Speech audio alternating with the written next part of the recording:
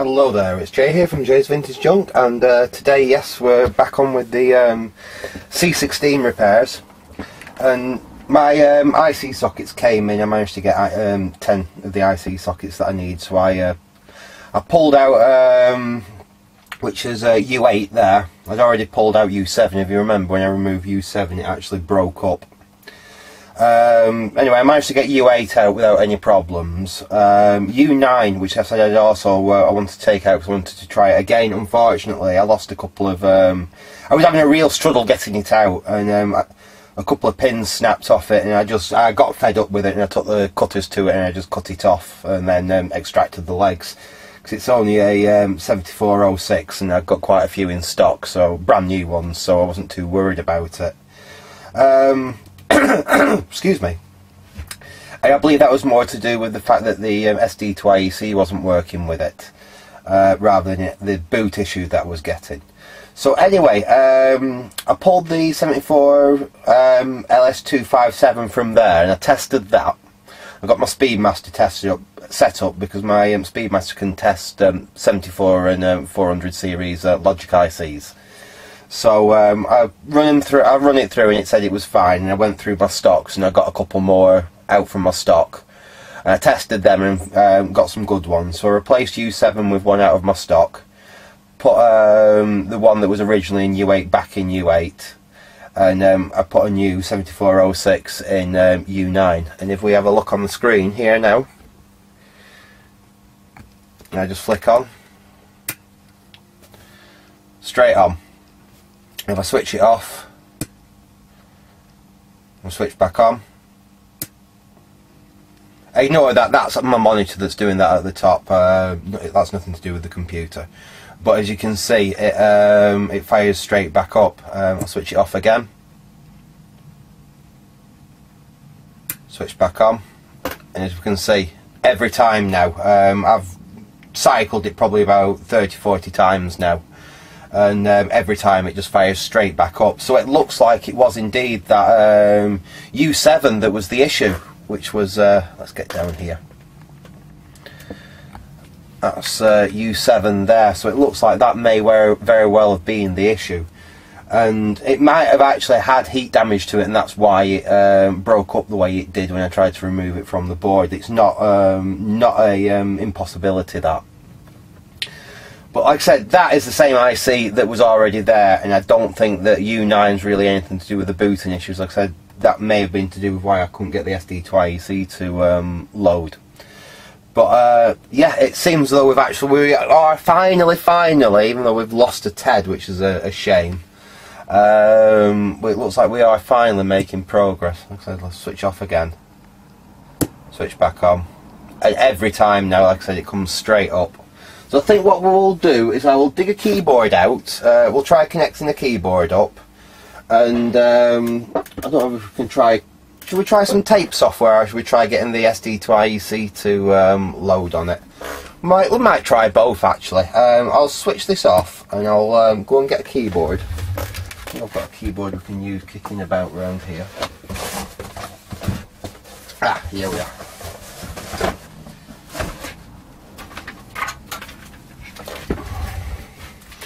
I've got a keyboard that works. It's got a missing key on it, but apart from that it does seem to work okay. So we'll install the keyboard.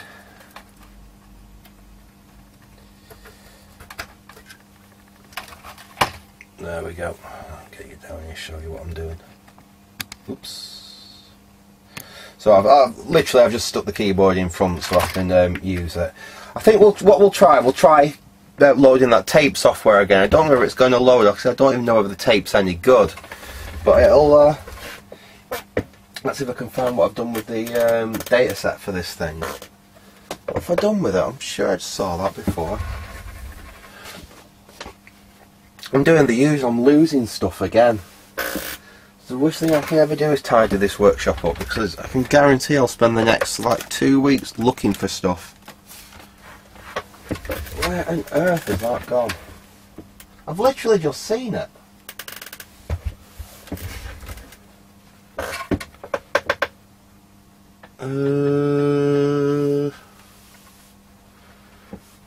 Oh, this is the baffle. Just bear with me 1 second. I'll be right back as soon as I've located the data set. Okay, I'm back and I've found the data set, and I've also found a few more C16 tapes. So we've got something to actually try on this thing. Let me just I will just reconnect my anti-static. I don't really need it at the moment because I'm not touching the ICs, but seeing we're working around the thing. Right, let's connect that up.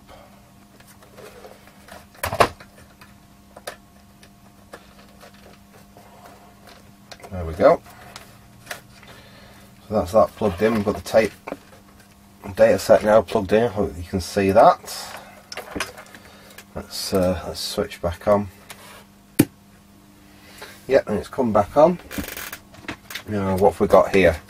We've got Alien Attack, we've got Space Sweep and Invaders, and we've got Commodore 16 Games Pack 2. Let's try Alien Attack, shall we? See if this is going to load.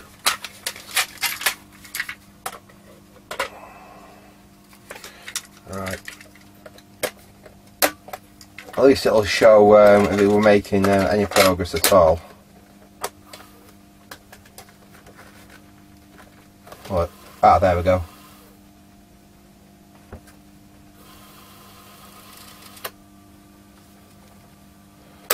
Something seems a bit loose there. It was a. Let's try pushing that back. Perhaps it weren't making good connection there. Right. Okay. Yeah, that's working all right. Stop. Right. So let's try load. You just type load, don't you, on these ones? Press return, and then you press play. And let's see. I'll get you up on the screen, and we'll see if anything comes up.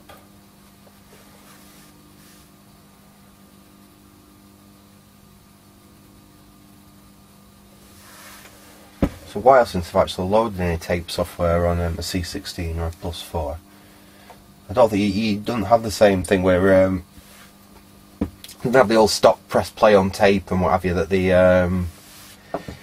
there we go. Found Alien Attack. So hopefully this is going to load. The tape stopped. You have to press return to. Ah, yes, you do. Press enter and it starts loading. I wonder if I've got a suitable joystick. Yes, I do actually. I actually quite like these joysticks, I must admit. But I've got a C16 joystick, C16 and Plus4 joystick here with the little end on. Well, that seems to be loading.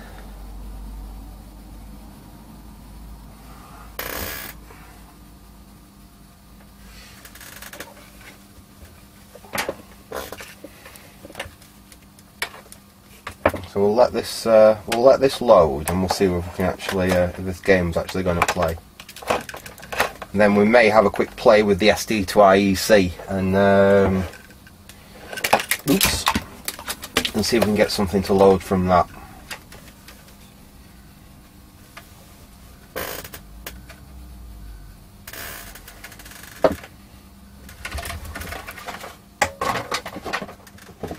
The great thing is that now we've actually got one of these boards. Oh right, bloody hell, that was quick. Press F1 key. Okay.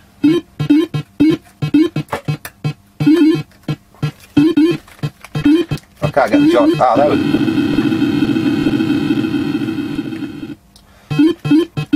Yeah, the joystick I've got is not exactly in best of conditions, but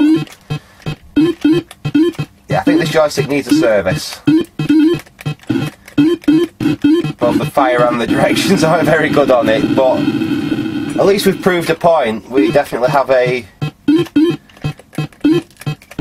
Yeah, I'll stop playing that now, because obviously we've point proven. It did actually load a game from tape then, which is more than we've had so far. So I'll stop that.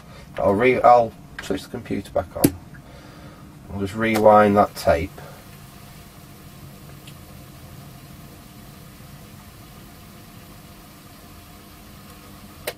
Right, stop that. I'll remove the tape deck and we'll have a go at getting the SD to IEC to work with it. Now, I can't guarantee we're going to get this working with it on this video, but it's worth a quick try. We'll see what we can do with it. What have I done with the SD to IEC now? Oh, there it is. It looks like we're definitely going to have a look at that joystick. There's my little SD to IEC. Plug that in.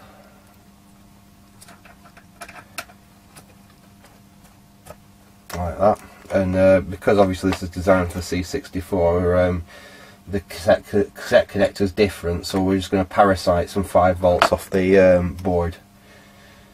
So we'll, when I do build one of these for myself, I'll be installing the SD to IEC internally anyway, so I can easily parasite the power off the board, and I'll obviously do something that I can get all them signals from internal, so I can keep the DIN on the back for plugging disk drives and things in. But that's for a future project anyway. Right, and hopefully this is that SD card in there's got the C16 software on it rather than C64 software. I've got separate cards for both. Right, now let me see if I can remember what you have to type. It is load, I think it's comma star comma comma 8, is that right? Let's have a look at that.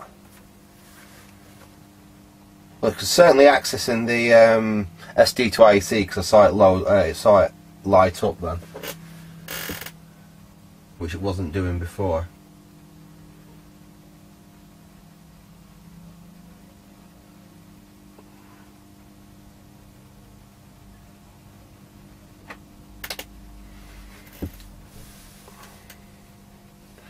Now it's just crashed at that. Now that could very well be that card's actually a this card that I've got set up for the C64. So where's my other card? I've got my other card here. Interesting, I just reset the C16 with the reset button there, which hasn't been working previously, so we obviously have some more progress there. Let's try this card. I can't remember which card I put the C16 software on it. I know I put it on a different card than the card that I've actually got all my Commodore 64 software on. Let's switch that on now. Let's try this. Oops.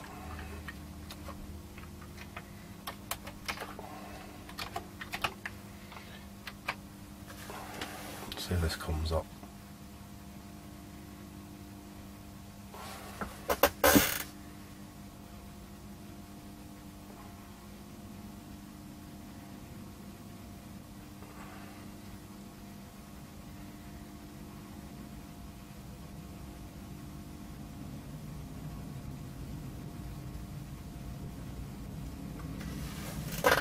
No, that's done exactly the same again. It seems to have tried to load, but then crapped out at the last moment. At least it's reset. It's restarting. Let's see if we can try.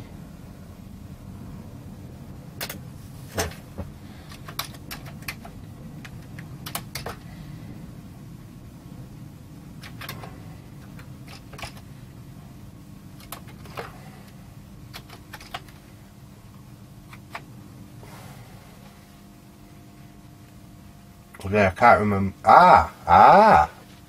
Let's try run. Bloody hell, it's working.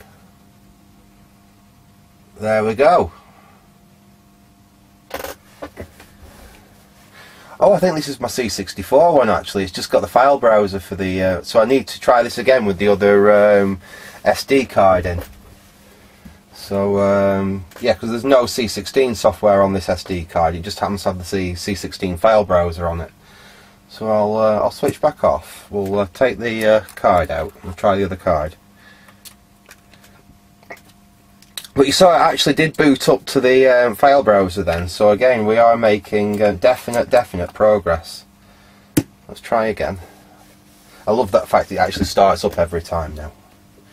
So load FB16, close that, comma 8. Oh, let's try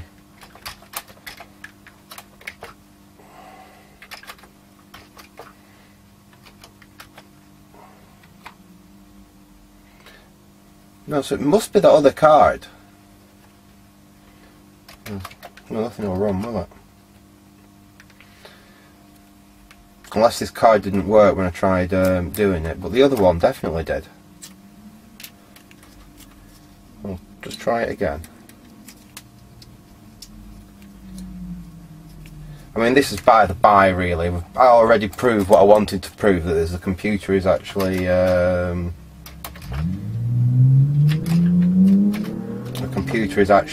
working now.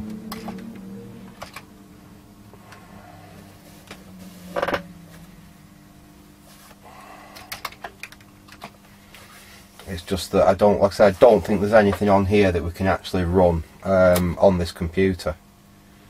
And can we navigate this with the joystick? Yeah, we can navigate this with the joystick. So there's just, like I say, unfortunately, there's nothing on here that we can actually play on this computer. It's all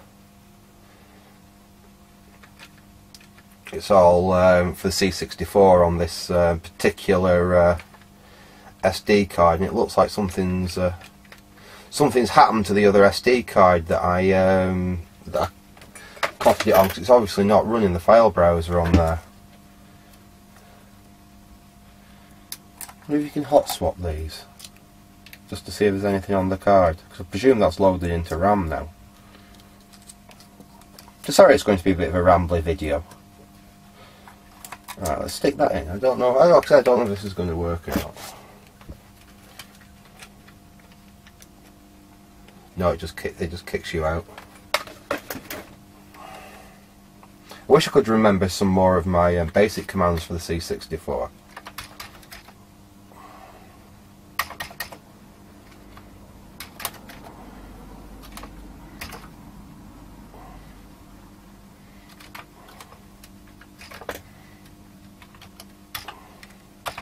I mean, I know there's something very similar to that you can do, which gives you like a listing, like a cat listing, like you use cat on the CPC and things like that to give you catalogue. I know it's a bit more complicated on the C64, and the well, on the Commodores in general. The way that you communicate with the disk drive is a little bit more involved. Partly because the disk drive, yeah, no, it's just it's crashed like it did on the last time I tried that. Anyway, so that wasn't the main point of this video anyway. The main point of this video was to show that the computer, but like I said, the reset's working now. Look, that just reset perfectly. It's to show that we've actually got now a working board. We've actually got to the point where I wanted to get, that we've got a board that consistently switches on every time you try it. Obviously, and you can now load tape games on it. You can even actually load the SD to IEC. I'll just have to get some software sorted out and copied across onto that that card. Or sort the other card out with the right file browser on it, so we can actually load the software up off SD card. But yeah, I'm really pleased with progress. Now we've got this board working. I think what we'll probably do is have a look, see if perhaps get at least another one of the other boards working. Now we've lost that other TED. I'm really annoyed about that TED dying, but unfortunately these things happen. Now, like I said, this is working. We'll try and get one of the other boards working, so at least I can have two of these systems working. I'm going to make two nice C16s out of this lot. One probably to sell on and one to keep for myself. And then I can use the rest as basically spare parts. I might get a third. I might get a third one out of it. The biggest problem I've got's keyboards, really. We'd have to be looking at cannibalising. I know I've definitely got enough parts to make 2 perfect keyboards. We could probably make 2 perfect keyboards and perhaps 1 not so perfect keyboard. I'm not sure yet. Anyway, I'm rambling now. I'm going to leave it there for now. I hope you enjoyed that little update on this project. So, thanks for watching and goodbye.